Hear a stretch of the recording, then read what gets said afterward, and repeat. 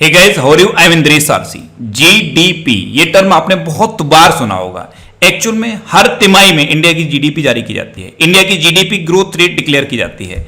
हम news channel पर, newspaper में बहुत जगह लिखा देखते हैं, बहुत जगह सुनते हैं, लेकिन कभी एक बार भी हम ये नहीं सोचते कि जीडीपी होती क्या है। सबसे पहले माइंड में आना चाहिए कि जीडीपी होती क्या है। सपोज आप कहीं बैठे हो, आपका कोई रिलेटिव है, आपसे पलट के पूछ ले कि जीडीपी होती क्या है, तब आपका आंसर क्या होता है? जीडीपी यानी कि ग्रॉस डोमेस्टिक प्रोडक्ट। ज्यादा बताओगे तो हिंदी में बोल दोगे सकल घरेलू उत्पाद, लेकिन इसके आगे हमें नहीं पता होना, क्योंकि किसी एग्जाम में नहीं पूछा जाता। एग्जाम में ऑब्जेक्टिव क्वेश्चन आता है, हम ये याद कर लेते हैं कि इस क्वार्टर में इतने % जीडीपी ग्रोथ रहा और वही आंसर होता है, हम टिक कर देते हैं, खत्म। लेकिन ये चीजें पता होनी चाहिए। कभी आपसे एग्जाम में नहीं पूछा जाएगा कि जीडीपी होती क्या है, लेकिन इंटरव्यू में कभी भी आपसे पूछा जा सकता है। सपोज आप अपने किसी रिलेटिव के पास बैठे हो, टीवी पर जीडीपी से रिलेटेड कोई बहस चल रही है, रिलेटिव ने पलट के आपसे पूछ लिया कि जीडीपी क्या होती है, तब हमारा आंसर कितना होता है? ग्रॉस डोमेस्टिक प्रोडक्ट, सकल घरेलू उत्पाद, बस इसके बाद खत्म। लेकिन हमको नहीं पता होता कि जीडीपी होती क्या है। सपोज कोई ऐसा रिलेटिव है जो बहुत ज्यादा इकोनॉमिक्स में स्ट्रांग है, वो आपसे पूछ ले कि जीडीपी कैलकुलेट कैसे की जाती है, तब आपका आंसर क्या होगा? और जो सबसे इंपॉर्टेंट क्वेश्चन है वो तो हम कभी सोचते ही नहीं कि जीडीपी का हमारी लाइफ पर क्या इंपैक्ट पड़ता है। ये सबसे इंपॉर्टेंट क्वेश्चन है और हमने आज तक कभी नहीं सोचा। हम याद कर लेते हैं, रट लेते हैं कि जीडीपी ग्रोथ रेट इतना % रहा। जैसे इसी फाइनेंस ईयर की पहले क्वार्टर में इंडिया की जो जीडीपी ग्रोथ रेट है वो निगेटिव में चली गई है, -23.9% रही है इस बार की जीडीपी ग्रोथ रेट। तब से ये टर्म बहुत ज्यादा न्यूज़पेपर में है, बहुत ज्यादा न्यूज में है, और बार बार हम ये जीडीपी वर्ड सुन रहे हैं, लेकिन हमको नहीं पता कि जीडीपी होती क्या है, इसको कैलकुलेट कैसे करते हैं, और सबसे इंपॉर्टेंट कि जीडीपी का हमारी लाइफ पर इंपैक्ट क्या पड़ता है, ये हमारी लाइफ को कैसे इफेक्ट करती है। जीडीपी किसी भी देश की बढ़ जाए, घट जाए, उसका हमारी लाइफ पर क्या इंपैक्ट पड़ता है। हमारे देश की जीडीपी बढ़ गई, उसका हमारी लाइफ पर क्या इंपैक्ट है। हमारे देश की जीडीपी आज की डेट में निगेटिव में चली गई, इसका हमारी लाइफ पर क्या इंपैक्ट पड़ रहा है, हमको नहीं पता होता। हम एग्जाम पॉइंट ऑफ व्यू से बस इतना याद कर लेते हैं, ये डाटा हम याद कर लेंगे कि इस बार के फाइनेंस ईयर में पहली तिमाही में इंडिया की जीडीपी -23.9% रही है, बस इसके बाद खत्म। लेकिन ये चीजें पता होनी चाहिए, तो आज के इस वीडियो में आपको जीडीपी के बारे में पूरा डिटेल में बताऊंगा। जीडीपी से जितने भी क्वेश्चन बन सकते हैं, जीडीपी से जितने भी क्वेश्चन कोई आपसे पूछ सकता है, सारे मैं आपको बताऊंगा। तो पूरा वीडियो बहुत ध्यान से देखिए। पूरा वीडियो अगर आपने लास्ट तक देख लिया तो आज के बाद जीडीपी से रिलेटेड किसी भी क्वेश्चन में आप कभी फंसोगे नहीं। कोई भी आपसे कितना भी घुमा के क्वेश्चन पूछ ले, आप डायरेक्ट आंसर बताओगे। तो पूरा वीडियो लास्ट तक देखिए। अगर फिर भी आपको कोई कंफ्यूजन होता है तो आप कमेंट बॉक्स में बताइए, मैं आपको बताऊंगा। देखो, जीडीपी ये टर्म आप सुनते रहते हैं, जीडीपी। इसके बाद एक और टर्म होता है जीएनपी, इसके बाद एक और होता है एनडीपी, ये हम बहुत कम सुनते हैं। इसके बाद एक और होता है एनएनपी। ये 4 टर्म होते हैं, चारों के बारे में पता होना चाहिए। लेकिन हमको पहले के बारे में पूरा डिटेल में नहीं पता होता, तो बाद के 3 तो कहां से पता होंगे। तो चारों मैं आपको बताऊंगा। सबसे पहले जीडीपी क्या होती है। जीडीपी सिंपल एक चीज आप याद कर लीजिए, राजनीतिक सीमा पर निर्भर करती है। जैसे अपना देश भारत है, इसकी 2 तरह की सीमाएं हैं, एक राजनीतिक सीमा और एक भौगोलिक सीमा। ये जो आप देख रहे हो, ये जो हमारा बॉर्डर है, ये बॉर्डर क्या है? ये हमारी एक भौगोलिक सीमा है। भौगोलिक सीमा ये है जो हम मैप में बार बार देख के याद कर लेते हैं। ये क्या है? हमारी भौगोलिक सीमा। इसके बाहर हमारी राजनीतिक सीमा है। इंडिया यूएई के साथ भी बिजनेस करता है, ओमान के साथ भी बिजनेस करता है, अफगानिस्तान के साथ भी करता है, इवन पाकिस्तान के साथ भी इंडिया बिजनेस करता है, चाइना के साथ भी बिजनेस करता है, नेपाल के साथ भी करता है, म्यांमार के साथ भी करता है। यानी कि जहां जहां इंडिया बिजनेस कर रहा है वो सब क्या हुआ? वो सब हमारी पॉलिटिकल सीमा हो गई। क्या? राजनीतिक सीमा हो गई। तो इंडिया की जो जीडीपी है वो राजनीतिक सीमा से कैलकुलेट की जाती है, भौगोलिक सीमा से नहीं, राजनीतिक सीमा से। तो जब भी जीडीपी क्या होती है ये माइंड में आए तो सबसे पहले एक टर्म माइंड में आ जाना चाहिए, जो हमारी राजनीतिक सीमा है उस पर जीडीपी डिपेंड करती है। उसके बाद एक चीज ये है, वस्तु और सेवा, ये दोनों ही कैलकुलेट की जाती हैं। वस्तु और सेवा, इनके बारे में आपको बताऊंगा कि वस्तु क्या होती है और सेवा क्या होती है। और जो सबसे इंपॉर्टेंट है जीडीपी के लिए वो है अंतिम मूल्य।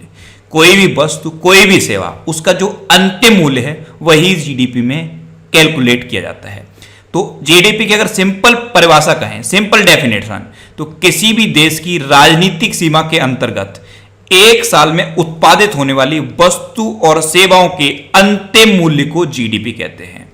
आपकी राजनीतिक सीमा में जितनी भी वस्तुओं और सेवाओं का उत्पादन हो रहा है, अगर आप उनका अंतिम मूल्य जोड़ लो तो वो आपके देश की, आपके राज्य की जीडीपी हो जाएगी। आप अपने राज्य की जोड़ेंगे तो राज्य की जीडीपी हो जाएगी, आप इंडिया की जीडीपी जोड़ोगे तो इंडिया की जीडीपी हो जाएगी। लेकिन कंडीशन यही है, आपको अंतिम मूल्य ऐड करना है। अब मूल्य और अंतिम मूल्य क्या होता है? सपोज एक एग्जांपल लेते हैं, जिस मोबाइल में अभी आप ये वीडियो देख रहे हो, इस मोबाइल को जब आपने खरीदा था तो एक अंतिम मूल्य पे किया था। सपोज आपने 15,000 रुपए का ये मोबाइल खरीदा, तो 15,000 रुपए इस मोबाइल का अंतिम मूल्य था। तो अंतिम मूल्य ही जीडीपी में कैलकुलेट होता है। ऐसा नहीं है कि इस मोबाइल की जो बैटरी है वो 3,000 की है, स्क्रीन 2,000 की है, उसके अलावा चार्जर 1,500 रुपए का है। अलग अलग चीजें आपने पे नहीं की थी, आपने डायरेक्ट 15,000 रुपए पे किए थे। और ना ही कंपनी वाले ने आपको बताया था कि इस मोबाइल को बनाने में 3,000 रुपए की बैटरी लगी है, 1,500 का चार्जर लगा है, 2,000 रुपए की स्क्रीन लगी है। ऐसा कुछ नहीं, अलग अलग नहीं बताया गया था। आपको एक फाइनल प्राइस बताया गया था, और यही फाइनल प्राइस आपकी जीडीपी में ऐड होता है। इंडिया में सपोज ये मोबाइल बना है तो इंडिया की जीडीपी में ये 15,000 रुपए ऐड हो गए। तो ये फाइनल प्राइस जो अंतिम मूल्य होता है, यही जीडीपी में ऐड किया जाता है। तो ये 3 चीजें आप याद कर लीजिए, राजनीतिक सीमा, वस्तु सेवा और अंतिम मूल्य। अब वस्तु तो समझ में आता है, आपने इस मोबाइल के लिए 15,000 रुपए पे किए और आपको मोबाइल मिल गया, आपके हाथ में कोई चीज आ गई। अब सेवा क्या होती है? सेवा, आप गए थिएटर में गए, आपने कोई भी मूवी आपको देखनी है, आपने 250 रुपए का टिकट लिया, आपने 250 रुपए पे किए, मूवी देखी और वापस आ गए। आपके हाथ में क्या आया? कोई भी चीज ऐसी है जो आपके हाथ में आई, सिर्फ आपको सेवा मिली, आपको सर्विस मिली, आपने वहां गए, आपने देखी और वापस आ गए। तो जो 250 रुपए आपने पे किए वो भी आपकी जीडीपी में ऐड हो गए। एक और एग्जांपल लेते हैं, आप किसी बार्बर शॉप पे गए, सलून में गए, आपने हेयर कट कराया, हेयर कट का सपोज प्राइस 80 रुपए है, आपने 80 रुपए पे किए, आपने हेयर कट कराया और वापस आ गए। आपके हाथ में कोई भी वस्तु आई नहीं आई, लेकिन आपको सर्विस मिली, आपको सेवा मिली। तो वो 80 रुपए जो आपने पे किए वो आपकी सर्विस हो गई। सर्विस में वो आपकी जीडीपी में ऐड हो गया 80 रुपए। तो उस 80 रुपए के बदले में आपको सर्विस मिली, तो वो 80 रुपए भी आपकी जीडीपी में ऐड होगा। सपोज आप रेस्टोरेंट में जाते हैं, आपने 1,500 रुपए का खाना खाया, तो जो आपने खाना खा लिया वो तो चीज आपको मिल गई। उसके बाद जो वेटर है उसको आपने टिप दे दी 20 रुपए। तो 20 रुपए का तो आपको कुछ नहीं मिला, लेकिन 20 रुपए की आपको सर्विस मिली थी। 1,500 रुपए भी ऐड होंगे आपकी जीडीपी में, और जो आपने 20 रुपए दिए वो भी आपकी जीडीपी में ऐड होंगे। तो वस्तु और सेवा दोनों का प्राइस ऐड होता है और अंतिम प्राइस ऐड होता है, अंतिम मूल्य ऐड होता है। तो जीडीपी क्या हुई? आपकी राजनीतिक सेवा में जितनी भी वस्तुओं और सेवाओं का उत्पादन हो रहा है उनकी अंतिम मूल्य को जीडीपी कहते हैं। आप जितनी भी वस्तुओं, जितनों सेवाओं का उत्पादन हो रहा है उनका अंतिम मूल्य जोड़ लीजिए, आपकी जीडीपी हो गई। अब आप अपने शहर की जोड़ सकते हो, आप अपने राज्य की जोड़ सकते हो, पूरे देश की चाहो तो पूरे देश की जीडीपी ऐड कर सकते हो। इंडिया में लाखों चीजों का उत्पादन हो रहा है, लाखों सर्विस हैं, उन सबका अंतिम मूल्य आप जोड़ लो, इंडिया की जीडीपी मिल जाएगी। आपने बहुत बार मोदी जी को कहते हुए सुना होगा कि हमारा टारगेट है कि 5 ट्रिलियन तक ले जाना है हमने इंडिया की जीडीपी को। इंडिया की जीडीपी को 5 ट्रिलियन की जीडीपी बनाना है। अभी कितनी है? लगभग 3 ट्रिलियन की इंडिया की जीडीपी है, और मोदी जी बार बार बोलते हैं कि 5 ट्रिलियन तक इंडिया की जीडीपी को ले जाना है। यानी कि इंडिया में इतनी वस्तुओं, इतनी सेवाओं का उत्पादन हो कि टोटल जब आप ऐड करें तो 5 ट्रिलियन हो जाए। और जो हर तिमाही पर जारी की जाती है वो ग्रोथ रेट होती है, किस दर से इंडिया की जीडीपी बढ़ रही है। तो इस बार की जो फाइनेंस ईयर है, इसकी पहली तिमाही में जो इंडिया की जीडीपी रही है वो -23.9% रही है, यानी कि घट गई है, ग्रोथ रेट घट गई है। अभी आपने देखा लॉकडाउन में कोई भी इंडस्ट्री प्रॉपर नहीं चली, इंडस्ट्री बंद रही, तो जीडीपी तो अभी सी घटनी है। और सबसे बड़ी क्या होती है, जो सर्विसें हैं वो भी सर्विस भी बंद थी, तो जीडीपी घटनी है। ऊपर से गवर्नमेंट के कुछ डिसीजन भी गलत थे, उस वजह से भी जीडीपी गिरी है। तो अब आपको समझ में आ गया होगा कि जीडीपी होती क्या है। राजनीतिक सीमा, वस्तु सेवा और अंतिम मूल्य, इतना आप समझ लीजिए, आपको जीडीपी समझ में आ जाएगी। अब मैंने आपको बताया था कि जीडीपी और जीएनपी 2 चीजें होती हैं। एक तो जीडीपी मैंने आपको बता दिया, अब जीएनपी क्या होती है इसको मैं आपको एक एग्जांपल से बताता हूं। सपोज इंडिया की कंपनी का एग्जांपल लेते हैं। टाटा अपने इंडिया की कंपनी है। टाटा ने 1 साल में इंडिया में 1,000 रुपए की कोई वस्तुएं बनाई, फॉर एग्जाम्पल है 1,000 रुपए। एक और कंपनी है रेडमी। रेडमी कहाँ की कंपनी है? चाइनीज कंपनी है। इसने इंडिया में 500 रुपए की चीजें बनाई। अब इंडिया की जीडीपी आप कैलकुलेट करोगे तो कितनी हो गई? 1,500 रुपए। अब कोई इंडिया का व्यक्ति है, वो व्यक्ति यहां रहता है, यहां से वो गया यूएई, दुबई। दुबई में उसने 100 रुपए कमाए 1 साल में। अब ये जो 100 रुपए कमाए ये इंडिया की जीडीपी में ऐड नहीं होंगे, लेकिन ये जीएनपी में जरूर ऐड होंगे। जीडीपी क्या है? ग्रॉस डोमेस्टिक प्रोडक्ट, और जीएनपी क्या है? Gross national product. अब जीएनपी में ये 500 रुपए ऐड नहीं होंगे, रेडमी के जो 500 रुपए हैं वो ऐड नहीं होंगे, वो जिस कंपनी, वहां की जिस देश की कंपनी है रेडमी, उस देश की वहां की जीएनपी होगी उसमें ऐड हो जाएंगे। लेकिन इंडिया की जीडीपी आप देखोगे तो 1500 हो गई, लेकिन अगर जीएनपी देखोगे तो ये 500 रुपए घटा दो और ये 100 रुपए ऐड कर लो तो इंडिया की जीएनपी कितनी हो जाएगी? 1100 रुपए। इंडिया का जो अपना है वो जीएनपी में आ जाएगा। अब विदेशी कंपनियां क्या करती हैं? इंडिया में आके करती हैं प्रोडक्शन, यहां पे प्रोडक्शन करती हैं, पूरा का पूरा बिजनेस करती हैं, बस क्या करती हैं? यहां के लोगों को रोजगार देती हैं और मुनाफा कमा के अपने देश ले जाती हैं। अब रेडमी ने जितना भी मुनाफा कमाया, अब रेडमी चाइनीज कंपनी है तो चाइना की जीएनपी में ऐड हो जाएगा। लेकिन यहां के लोगों को क्या किया? रेडमी ने बिजनेस दिया, यहां के लोगों को रोजगार दिया, लेकिन जो मुनाफा कमाया वो अपने देश ले जाएगी। एफडीआई टर्म आपने सुना होगा, एफडीआई बहुत बार आप सुनते हैं, फॉरेन डायरेक्ट इन्वेस्टमेंट। एफडीआई पर इतना ध्यान क्यों दिया जाता है कि विदेशी कंपनियां आए हमारे यहाँ पे इंडस्ट्री लगाएं, यहाँ के लोगों को रोजगार दें? सिर्फ पर्पज इतना होता है कि लोगों को रोजगार दें और मुनाफा वो कंपनी कमाती हैं अपने देश ले जाती हैं। तो अब आपको जीडीपी और जीएनपी समझ में आ गया होगा। जीडीपी में इंडिया की जो राजनीतिक सीमा है उसमें जितना भी प्रोडक्शन हो रहा है, जितनी भी वस्तुओं सेवाओं का अंतिम मूल्य है उसको हम ऐड कर लेते हैं। लेकिन जब बात जीएनपी की आती है तो हमारा जो अपना है उसको हम ऐड करते हैं। इसको 500 रुपए को ऐड नहीं करेंगे जीएनपी में, क्योंकि ये जो मुनाफा है वो अपने देश ले जाएगा, वहां की जीएनपी में ऐड होगा, और हमारे किसी व्यक्ति ने जो मुनाफा कमाया होगा कहीं पे भी वो हमारी जीएनपी में ऐड हो जाएगा। तो ये हुआ जीडीपी और जीएनपी। दो टर्म और बताए थे मैंने आपको, एनडीपी, क्या?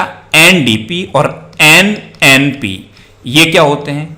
एनडीपी में क्या होगा? जितनी भी जीडीपी है उसमें जो हमारा लॉस हो गया, सपोज टाटा ने 1000 रुपए का प्रोडक्शन किया, उसकी 100 रुपए की चीजें खराब हो गई, वेयर हाउस में पड़े हुए खराब हो गई, या कैसे भी बनते हुए खराब हो गई, या ट्रांसपोर्ट में टूट गई, यानी कि उनको टाटा बेच नहीं पाया, तो वो 100 रुपए हम घटा देंगे जीडीपी में से, तब हमारी एनडीपी कैलकुलेट हो जाएगी। अब जब मान लो कि 100 रुपए का टाटा का खराब हुआ और 50 रुपए का रेडमी का माल खराब हो गया, इंडिया में ही बना था, लेकिन 100 रुपए का टाटा का माल खराब हो गया और 50 रुपए का रेडमी का खराब हो गया, तो ये जो 150 रुपए हैं ये हम जब जीडीपी में से घटा देंगे, 1500 रुपए हमारी क्या आई थी? जीडीपी, उसमें से हम ये करिए 150 रुपए घटा देते हैं, तो जो भी निकल के आएगा वो हमारी एनडीपी हो जाएगी। और एनएनपी क्या होगी? एनएनपी में क्या होगा कि जो रेडमी का खराब हुआ था उसको हम नहीं घटाएंगे, क्योंकि रेडमी तो अपना वापस ले जाएगी। जो भी हमारा टाटा का खराब हुआ, हमारी कंपनी का जो खराब हुआ उसको घटा देंगे। सिर्फ 1500 में से हम ये 1500 में से नहीं घटाएंगे, ये जीएनपी में से घटाएंगे। जो जीएनपी हमारा है 1100 रुपए आया था, उसमें से टाटा का 100 रुपए घटा देंगे और जो 1000 रुपए आएगा वो हमारा एनएनपी हो जाएगा। वैसे ये चीजें ज्यादा नहीं पूछी जाती, एनडीपी, एनएनपी, लेकिन जीडीपी और जीएनपी ये आपको पता होना चाहिए। और आई होप अब आपको समझ में आ गया होगा कि जीडीपी क्या होती है और जीएनपी क्या होती है। अगर आपने थोड़ा भी ध्यान दिया होगा तो एनडीपी और एनएनपी भी समझ में आया होगा। एनडीपी और एनएनपी में बस इतना सा है, जो लॉस होता है उसको हम घटा देते हैं, उसके बाद एनडीपी आ जाता है और एनएनपी आ जाता है। अब बात आती है कि जीडीपी का हमारी लाइफ पर इंपैक्ट क्या पड़ता है, क्या इफेक्ट पड़ता है जीडीपी का, क्यों हम बार बार इसको जारी करते हैं, हर 3 महीने के बाद जीडीपी जारी कर दी जाती है, लेकिन इसका हमारी लाइफ पर क्या इंपैक्ट पड़ता है। जब भी जीडीपी बढ़ती है तो ज्यादा से ज्यादा लोगों को रोजगार मिलता है, सबसे पहला इंपैक्ट, ज्यादा से ज्यादा लोगों को रोजगार मिलता है। दूसरा जो इंपैक्ट है, लोगों की परचेजिंग पावर बढ़ जाती है। सपोज आज की डेट में आप 50,000 रुपए महीने कमा रहे हो, आप 50,000 रुपए महीने कमा रहे हो तो उस हिसाब से आप खर्च करोगे। कल को क्या होता है, आपका प्रमोशन हो गया, आप 1.5 लाख रुपए महीना कमाने लगे, तो अभी जो आप 6 लाख रुपए की गाड़ी चला रहे थे, जैसे ही आपकी सैलरी 1.5 लाख रुपए महीना हुई, आप कोशिश करोगे कि मैं 10 लाख वाली गाड़ी ले लूं। आपकी क्या हुई, आपकी परचेजिंग पावर बढ़ गई। तो जब भी जीडीपी बढ़ती है तो पहला इंपैक्ट, लोगों को रोजगार ज्यादा मिलता है, ज्यादा से ज्यादा लोगों को रोजगार मिलता है। दूसरा इंपैक्ट, लोगों की परचेजिंग पावर बढ़ जाती है। तीसरा इंपैक्ट, गवर्नमेंट को ज्यादा टैक्स मिलता है। तो ये इंपैक्ट पड़ता है जीडीपी का। आई होप तीनों क्वेश्चन आपको समझ में आ गए होंगे। जीडीपी क्या होती है, जीडीपी को हम कैलकुलेट कैसे करते हैं, और जीडीपी का हमारी लाइफ पर इंपैक्ट क्या पड़ता है। तो अब अगर आपसे जीडीपी से रिलेटेड कोई भी क्वेश्चन कभी भी पूछेगा तो आप उसका आंसर बहुत आसानी से दे दोगे। तो ये था हमारा जीडीपी का वीडियो। आई होप अब आपको ये वीडियो अच्छा लगा होगा। अगर ये वीडियो आपको अच्छा लगा है तो इसे आप लाइक और शेयर जरूर करना।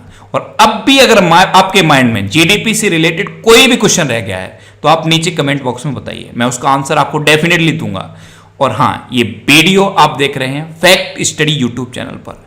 नीचे वीडियो के नीचे आपको फैक्ट स्टडी लिखा दिखेगा, बराबर में एक सब्सक्राइब का बटन आएगा रेड कलर का, उस पर क्लिक करके आप सब्सक्राइब कर लीजिए। मैं इसी टाइप के जो भी टॉपिक हैं इनका मैं रेगुलर वीडियो आपको लेके आता रहूंगा। बहुत सारे टॉपिक ऐसे हैं जिनके बारे में हमको नहीं पता होता। फॉर एग्जाम्पल, वर्ल्ड बैंक के बारे में आपने बहुत बार सुना है, वर्ल्ड बैंक से इंडिया लोन लेता रहता है, लेकिन क्यों लेता है, वर्ल्ड बैंक इतना लोन क्यों देता है, नहीं पता होता। बहुत सारी चीजें हैं ऐसी जिनके बारे में हमें बिल्कुल नहीं पता होता। इस टाइप के वीडियो मैं बनाता रहूंगा। जीके के बहुत सारे ऐसे वीडियो हैं जो मैं आपको आने वाले टाइम में मैं आपको बना के दूंगा। तो इस चैनल को आप सब्सक्राइब कर लीजिए, और जब भी आप इसे सब्सक्राइब करेंगे तो बराबर में एक बेल आइकन बन के आएगा, आप उस बेल आइकन पर जरूर क्लिक कर लें, जिससे कि आपको सारी वीडियो रेगुलरली मिलती रहे। जब भी आप बेल आइकन पर क्लिक करेंगे तो वहां पर 3 ऑप्शन आएंगे, पर्सनलाइज्ड, ऑल या फिर नन। तो आप ऑल पर क्लिक कर लीजिए, जिससे कि आपको सारे वीडियोस के नोटिफिकेशन मिलते रहें। Thanks for watching.